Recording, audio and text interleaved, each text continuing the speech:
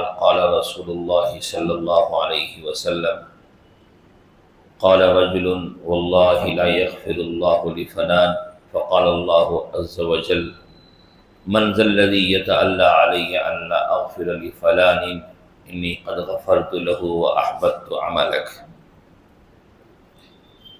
محترم حضرات، گزشتہ درس میں جس حدیث پہ بات ہو رہی تھی میں اسی کو دیکھ رہا تھا تاکہ اس حدیث پر جو بات تھی وہ مکمل ہو جائے اور رسول اکرم صلی اللہ علیہ وسلم کے فرمان پر ہم عمل کرنے والے بن جائیں اور ہمارے اندر سے وہ برائیاں ختم ہو جائے۔ اسلام کا بنیادی مزاج یہ ہے کہ اسلام اس بات کی تعلیم دیتا ہے کہ انسان کے مزاج میں ادنا درجے کی بھی تعلی نہ ہو، میں پنا نہ ہو، اور کسی بھی درجے میں یہ خیال انسان کے دل میں آ گیا تو کسی بھی وقت اس کی پکڑ ہو سکتی ہے، چاہے یہ خیال کسی نیکی کے حوالے سے ہو کہ میں نے فلاں نیکی کی ہے یا میں فلاں کام کرتا ہوں، یا کسی دنیاوی کمال کے اعتبار سے ہو۔ انسان کے مزاج میں تعلی ہرگز نہیں آنی چاہیے، ورنہ بسا اوقات یہ چیز اللہ کو اتنی ناگوار گزرتی ہے کہ اللہ تعالیٰ سالوں کی عبادتوں کو منہ پہ مار دیتے ہیں۔ اور یہ چیز عجیب و غریب ہے کہ مختلف بہانوں سے شیطان اس خیال کو دل میں اٹھانے کی کوشش کرتا رہتا ہے۔ جب بھی ایسا خیال آئے فوراً استغفار کر کے یہ تصور کرنا چاہیے کہ جو کچھ بھی ہم نے کیا ہے، ہم سے جو کچھ بھی ہوا ہے، جو کچھ ہم کر رہے ہیں، کر پا رہے ہیں یا کریں گے، وہ محض اللہ کا فضل ہے کہ اللہ نے ہم سے اس کام کو کروا لیا، ورنہ ہم اس قابل نہیں تھے۔ یہ اللہ کا فضل ہے کہ اللہ نے ہم سے کروا لیا۔ عام طور پہ یہ بات دیکھی جاتی ہے کہ ایک انسان وہ ہے جو نمازی ہے، پابند ہے نماز کا، اگر اس کے سامنے کوئی ایسا شخص آ جائے جو بالکل بے دین بے نمازی ہو، اس وقت نمازی دیندار کے دل میں شیطان کھیلنا شروع کرتا ہے کہ اس کے حوالے سے ارے یہ کیا ہے، یہ اپنے بارے میں تھوڑا سا ایک گناہ اچھا احساس برتری کا، اور اس کے بارے میں تھوڑا سا یا کسی درجے میں کمتری کا احساس دل میں شیطان پیدا کرنا شروع کرتا ہے۔ وہ وقت ہوتا ہے فوراً اپنے آپ کو سنبھالنے کا، کیونکہ یہ تعلی کسی بھی وقت گرفت میں آ سکتی ہے۔ جیسا کہ گزشتہ درس میں بات آئی تھی کہ اگر کوئی شخص یہ کہہ دے کہ اللہ فلاں کی مغفرت نہیں کرے گا، خدا کی قسم اللہ اس کے ساتھ ایسا کر دے گا ویسا کر دے گا، تو اللہ حدیث قدسی اللہ کہتے ہیں تو کون ہوتا ہے قسم کھا کے کہنے والا کہ میں فلاں کی مغفرت کروں گا کہ نہیں کروں گا؟ اب تو کہہ رہا ہے حدود کو پامال کرتے ہوئے، اپنی اوقات کو بھولتے ہوئے، تو سن، تیری مغفرت کو روک کر کے تیرے اعمال کو ضائع اور برباد کر کے میں اس کی مغفرت کر دوں گا۔ تو یہ جو حدیث گزشتہ درس میں بات آئی تھی، تو عام طور پہ بعض نازک موقعوں پہ شیطان اس راستے سے ہم پر حملہ کرنا چاہتا ہے۔ جب کبھی بھی ہمارا مقابلہ کسی ایسے سے ہوتا ہے جس میں وہ کمال، وہ خوبی، وہ اچھائی نہیں ہوتی ہے، تو فوراً شیطان ہمیں اس راستے کے ذریعے ہمارے اعمال کو ضائع کرانے کی کوشش کرتا ہے، وہ موقع اپنے آپ کو سنبھالنے کا موقع ہے۔ بہت بڑے ایک بزرگ گزرے ہیں عراق کے علاقے میں، ولایت میں، علم میں، فضل میں امام کے مرتبے میں تھے، بڑے بڑے علماء ان کے شاگردوں میں سے تھے۔ اللہ ان کی قبر کو نور سے منور کرے۔ ایک مرتبہ اپنے شاگردوں مریدوں کے ساتھ ایک بستی سے گزر رہے تھے جو عیسائیوں کی بستی تھی، تو کچھ لوگ کہیں پر باہر دکھے تو دل میں خیال آیا کہ یہ کیسے لوگ ہیں، اللہ کی عبادت نہیں کرتے۔ ایک گناہ ان کو ایک نیچی نظر سے دیکھنے کا دل میں خیال پیدا آیا۔ ایسا ہوتا ہے، ہم میں سے بہت سے لوگوں کے ساتھ ایسا ہوتا ہے۔ ان لوگوں کو اور اپنے بارے میں ایمان کے حوالے سے، تقوی کے حوالے سے ایک گناہ بڑے ہونے، ایک اچھائی کا خیال آیا، فوراً گرفت ہو گئی۔ اور اللہ کی گرفت کس شکل میں آ جائے، ہر مومن کو ڈرتے رہنا چاہیے کہ پتہ نہیں کس شکل میں گرفت آ جائے۔ اللہ سے ہمیشہ اس کے لیے پناہ بھی مانگنی چاہیے کہ یا اللہ ہماری لغزش کی وجہ سے کسی موڑ پہ ہم کو کسی آزمائش میں مبتلا نہ فرما۔ یہ خاص طور پہ اللہ سے مانگنا چاہیے، کیوں؟ پتہ نہیں کس لغزش کی وجہ سے معاملہ کہاں سے کہاں پہنچ جائے۔ فوراً آگے گئے، دل کی دنیا بدل گئی، دل کی دنیا بدل گئی۔ ایک اس آبادی کی ایک لڑکی پر جو خنزیر چلانے والے گھر کی بچی تھی، اس پہ نظر پڑی، اور نظر پڑتے ہی دل کی دنیا کچھ سے کچھ ہو گئی۔ النظر سهم من سہام ابلیس، نظر ابلیس کے تیروں میں سے ایک تیر ہے۔ اسی لیے نبی صلی اللہ علیہ وسلم نے بہت سختی کے ساتھ نظر کی حفاظت کی تعلیم دی ہے، کیونکہ یہ شیطان کے خطرناک تیروں میں سے ایک تیر ہے۔ بہت یہاں پہ پہرے کی ضرورت ہے۔ بس دل کا میلان ہوا، فریفتگی ہوئی، دل کی دنیا بدلی، اس کے پیچھے ہو لیے۔ شاگردوں سے کہا تم میرے ساتھ کیوں ہو، میرے پاس اب کچھ نہیں، جاؤ تم لوگ۔ شاگردوں کو اپنے پاس سے ہٹا دیا اور مصر ہو گئے کہ میں اس سے شادی کروں گا۔ اب اس کے گھر والوں نے کہا کہ بھائی شادی کرنا ہے تو ہمارے گھر میں رہیے، کام کاج کیجیے، یہ ہمارا پیشہ ہے، ہماری زندگی کے طور طریق یہ ہے کہ یہ جانور کو ہم لوگ چراتے ہیں، پالتے ہیں، اسی سے ہم لوگ کی روزی روٹی ہوتی ہے۔ قبول کر لیا۔ اس کے بعد چند دنوں کے بعد ان کے ایک شاگرد ان کے پاس گئے، کہا حضرت امامہ وہی ہے، لباس وہی ہے، لیکن مسند وہ نہیں ہے، مجلس وہ نہیں ہے، سامنے کا منظر کچھ اور ہے، آپ کیا تھے، کیا ہو گئے ہیں؟ میں تعظیماً ان کا نام نہیں لے رہا ہوں، کیونکہ اللہ والوں کی شان الگ ہوتی ہے، ان کی زندگی کے واقعات بھی بس اللہ تعالیٰ دوسروں کو تعلیم دینے کے لیے بھی پیش کراتے ہیں، بہت بڑے اللہ والے ہیں۔ کہا حضرت آپ تو حافظ حدیث تھے،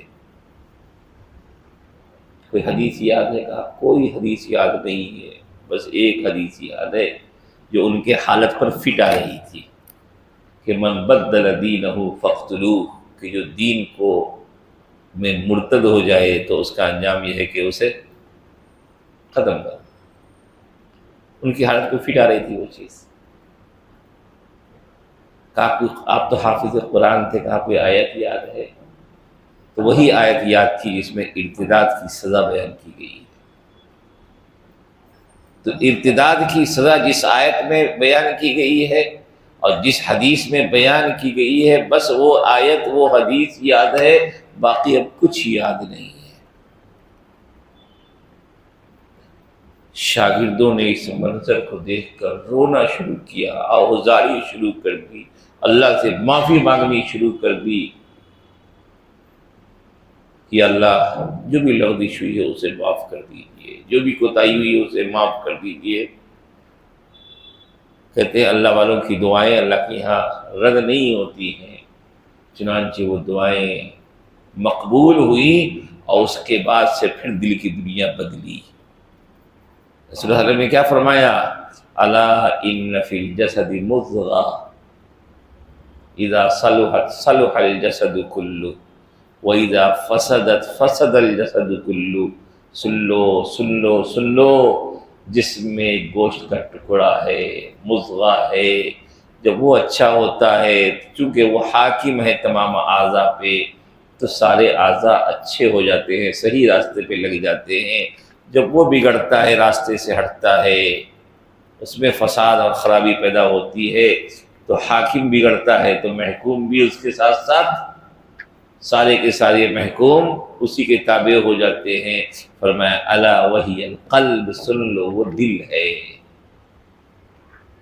وہ دل ہے۔ دل کی دنیا بدلی تو کہاں سے کہاں پہنچ گئے، پھر اللہ نے دل کی دنیا کو بدلا تو پرانے مقامات حاصل ہو گئے۔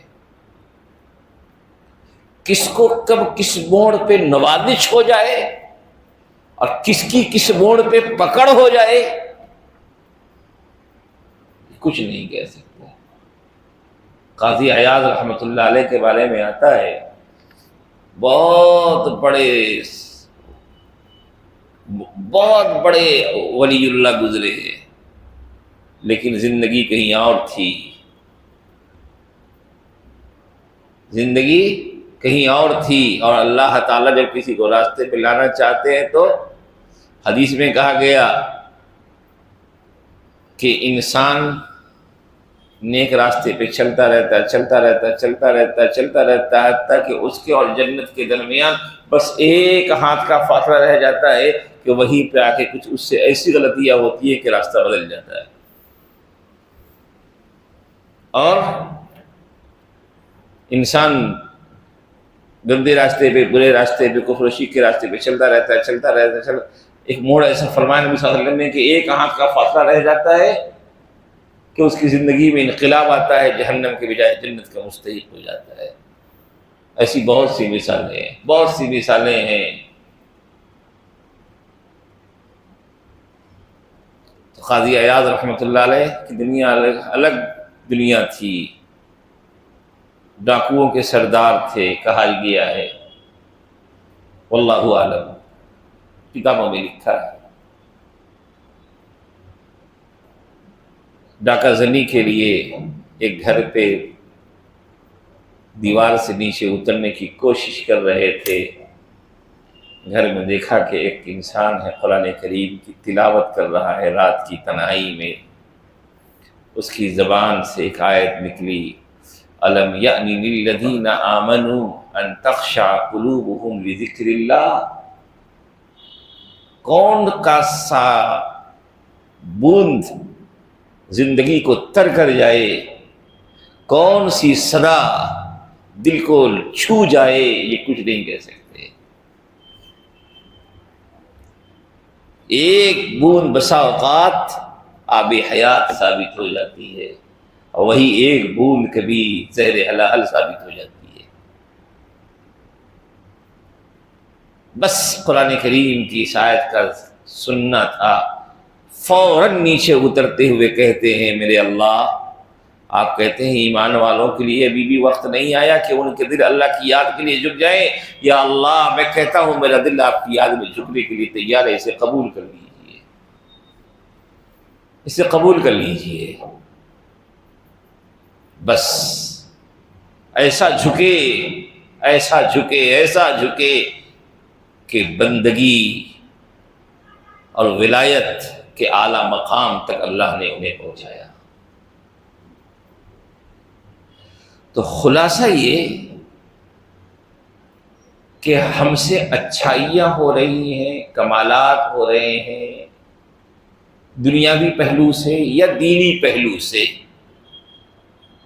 ہم سے کچھ خیر کا کام ہو جا رہا ہے، کچھ بھی ہو، تو وہاں پہ شیطان آپ پر اس راستے سے ضرور حملہ کرنے کی کوشش کرے گا کہ آپ کے اندر تھوڑا سا بڑائی کا احساس پیدا کر دے، خاص طور پہ ایسے موقعوں پہ جب آپ کا سامنا ان لوگوں سے ہوگا جن میں وہ فضل و کمال نہیں ہے۔ ایسے موقع پہ اپنے آپ کو بہت بچانے کا اہتمام کرنا ضروری ہے، اور خاص طور پہ جب ایسے لوگوں سے جن میں وہ فضل و کمال نہیں ہے آپ کی کسی بات پہ نوک جھونک ہو جائے، کچھ انبن ہو جائے، جیسے خاندان میں بہت سے لوگ ہوتے ہیں کہ جن میں بعض فضل و کمال ہوتا ہے دینی اعتبار سے یا کسی بھی پہلو سے، دوسروں میں وہ فضل و کمال نہیں ہوتا، اور آپس میں اگر کسی بات پہ انبن ہو گئی تو پھر لوگ اپنی خوبیاں گناتے ہوئے نہیں تھکتے، اس کی خامیاں گناتے ہوئے نہیں تھکتے۔ یہی اپنی خوبیاں گنانا اور اس کے بالمقابل اس کی خامیاں گنانا، یہ وہ ہے جو شیطان آپ کے سارے نیک اعمال کو اس راستے سے ضائع اور برباد کر رہا ہے، آپ کا کوئی عمل اللہ کے ہاں پھر مقبول نہیں رہ جائے گا۔ بعض موقع اپنے آپ کو سنبھالنے کے ہوتے ہیں، بعض موقع اپنے آپ کو سنبھالنے کے ہوتے ہیں، ان میں سے ایک سنبھالنے والا اہم موقع یہ بھی ہے۔ تو نبی اکرم صلی اللہ علیہ وسلم کی تعلیم کیا ملی کہ دیکھو، پہلی چیز تو یہ کہ اچھے اخلاق سے دوسرے سے پیش آؤ، اور کبھی کسی بھی موڑ پہ کسی بھی پہلو سے اپنی برتری کا خیال لا کر کے دوسرے کو حقیر نہ سمجھو، ورنہ دوسرے کو حقیر سمجھتے ہوئے اپنی برتری کا خیال زہر ثابت ہو جائے گا۔ لیکن آج کل لوگوں میں اس حوالے سے اتنی بے احتیاطیاں ہو گئی ہیں کہ آدمی کو اپنا عیب نہیں دکھتا، آدمی کو اپنا عیب نہیں دکھتا، خاندان کے لوگوں کا عیب اور فلاں کا عیب، فلاں کا عیب، اور کچھ نہیں تو تاریخ میں جھانک کر کے فلاں کا عیب، تاریخ کی بعض شخصیات کا عیب جو آج سے 400 سال پہلے، 500 سال پہلے، 1400 سال پہلے دنیا سے چلے گئے، ان لوگوں کی عیوب نکال کر کے بیٹھ جاتے ہیں، کہتے فلاں نے ایسا کیا، فلاں نے ایسا۔ آپ کون ہوتے ہیں حاکم ان کے درمیان فیصلہ کرنے والے؟ آپ کون ہوتے ہیں؟ کس نے اختیار دیا ہے آپ کو ان کے درمیان حاکم بننے کا؟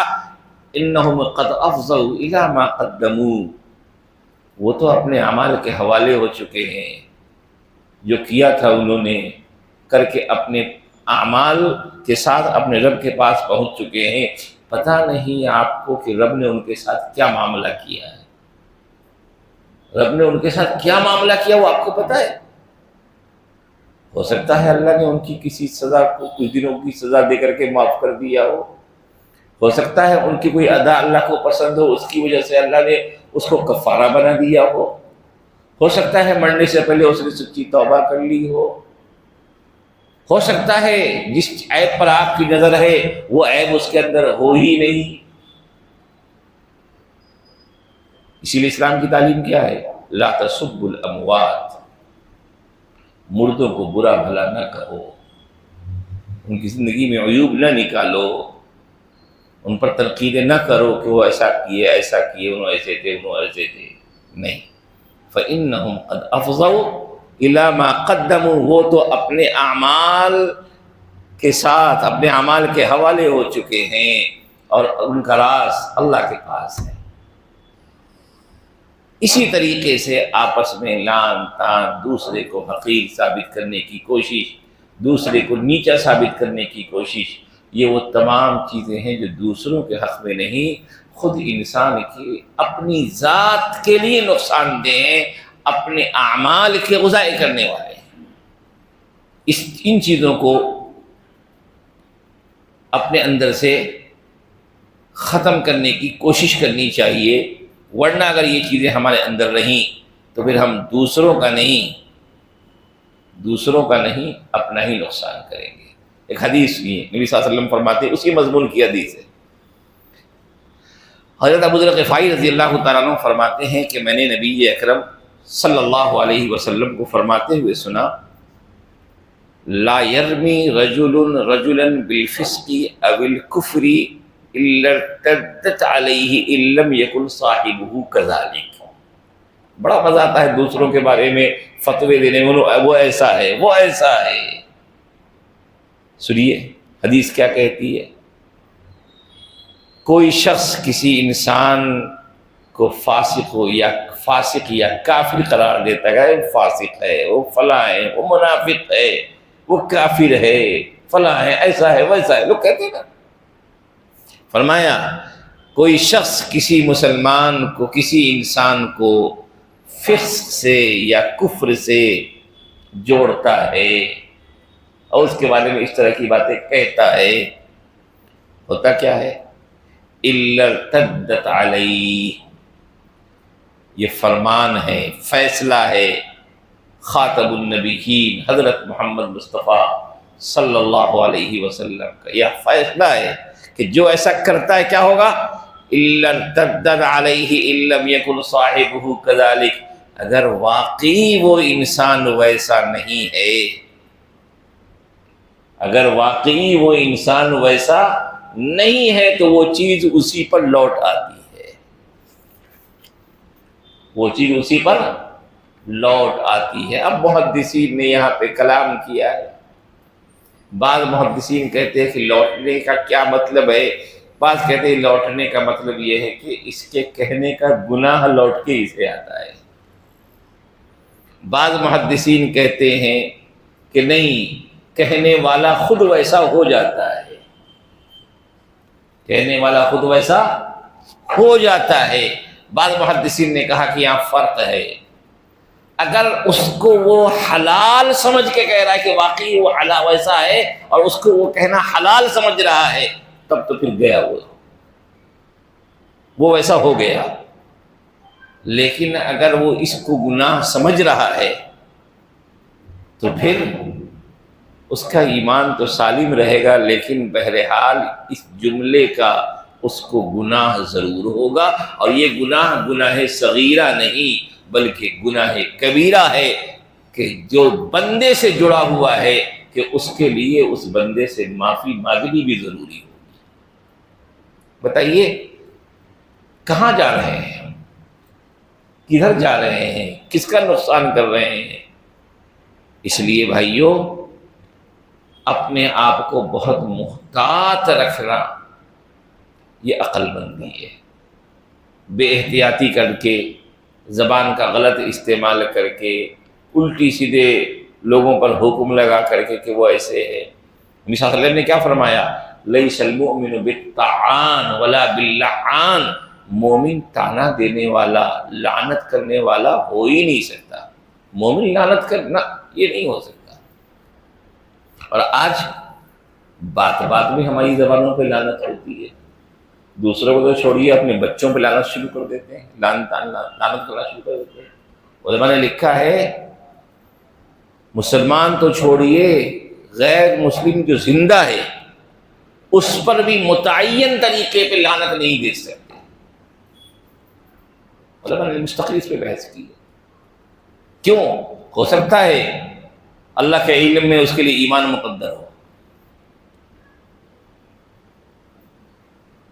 قرآن کریم میں ہم باطل اقوام کے لیے مجموعی طور پر لعنت کے الفاظ استعمال ہوئے، لعنت اللہ علی الیہود، فلا لعنت اللہ علی النصارى، لیکن متعین فرد پر لعنت کے الفاظ استعمال کرنے سے منع کیا گیا ہے، الا یہ کہ واقعی اس کی موت کفر پر ہی ہوئی ہو، جیسے ابو جہل ہے، ابو لہب ہے، وغیرہ وغیرہ۔ تو بھائی کیوں جائیں ہم اپنی زبان کو اس طرح گندی کرنے؟ دوسروں کے اعمال کو اللہ پہ چھوڑیے، اپنے اعمال پہ نظر رکھیے۔ انسان دوسروں کی فکر کر کے دے کے بجائے اپنے اپنے محاسبے میں رہے کہ بھائی ہم کو کیا جواب دینا ہے، اللہ کے پاس کھڑے ہونے کے لیے ہم نے تیاری کتنی کی ہے، اللہ کے پاس کھڑے ہونے کے لیے ہم نے کتنی تیاری کی ہے۔ بڑا تماشا لگتا ہے، میں نے دیکھا کئی مرتبہ لوگ دوسروں پہ تبصرہ کرتے رہتے ہیں، خود وہ برائی ان کے اندر کھلم کھلا موجود رہتی ہے۔ دوسروں پہ تبصرہ کا مثال کے طور پر میں نے دیکھا عمرے میں ایک صاحب سے، بڑے ارے لوگ جو ہے کیا بس عمرہ کرنے آتے ہیں کہ بس گھومنے آتے ہیں، یہ ہے وہ ہے، اس طرح کے جملے چل رہے ہیں ان کے۔ ان کو دیکھا کہ بھائی ماشاءاللہ جب جا رہے ہیں بیگ بھر کے لے کے آ رہے ہیں، جب جا رہے ہیں بیگ بھر کے لے کے آ رہے ہیں، جب جا رہے ہیں شاپنگ کر کے آ رہے ہیں، اخیر میں وزن زیادہ ہو گیا ان کا تو کہتے بھائی آپ ذرا تھوڑا سا میرا وزن لے لیجیے، آپ میرا وزن لے لیجیے۔ دوسروں پہ کہ بھائی لوگ گھومنے آتے ہیں اور آپ کیا اللہ کو منانے آئے تھے، تو اللہ کو منانے والا اتنی شاپنگ کرے گا؟ یقیناً آپ نے منایا ہوگا، کیوں جائے اس مقدس سرزمین پر دوسروں پہ تبصرہ کرنے؟ آپ اپنا کام کیجیے، اپنا کام کیجیے۔ یہ دوسروں کے معاملے میں جانا اور دوسروں کے عمل کی اصلاح کی فکر کرتے کرتے اپنے آپ کو بھول جانا، یہ بہت بڑی غفلت ہے، بہت بڑی غفلت ہے۔ اس لیے بھائیو، نبی کریم صلی اللہ علیہ وسلم نے یہاں یہ بھی فرمایا کہ دیکھو المتصابان ما قال فعل البادی منہما حتی یعتدی المظلوم۔ اس کا بھی خلاصہ وہی ہے کہ دیکھو آپس میں ہم گالی گلوچ کرتے ہیں، ہم سمجھتے ہیں کہ ارے ہم نے جو کہا وہ ٹھیک کہا،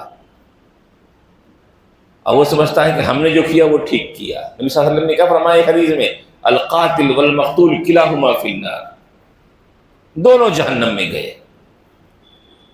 صاحب یا رسول اللہ مقتول قاتل کے یا تو سمجھ میں آتا ہے لیکن مقتول کیوں؟